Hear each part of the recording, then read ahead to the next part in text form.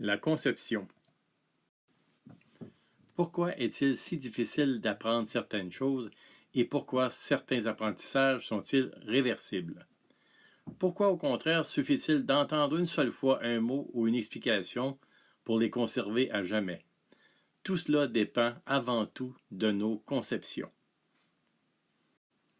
L'iceberg des conceptions que André Giordin utilise pour présenter ce concept illustre bien la différence entre ce qui est apparent et ce qui est camouflé.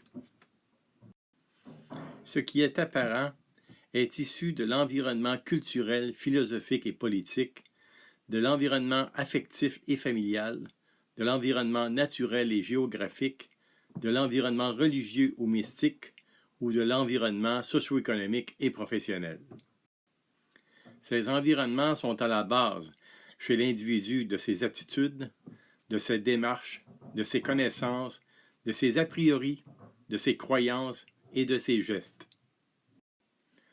Pour être en mesure de modifier ou de faire évoluer les démarches, les connaissances, les attitudes, les a priori, les croyances et les gestes, il faut travailler à partir de ce qui est à la base de ces manifestations, c'est-à-dire le réseau sémantique avec la production de sens, le réseau affectif, émotif et sensoriel avec la gestion de sa relation aux autres et au savoir, les signifiants avec la linguistique, l'iconique et le symbolique, le mode de raisonnement explicite, logico-mathématique et implicite, paradigme, modèle, et finalement le réseau de référence avec les notions, concepts et valeurs.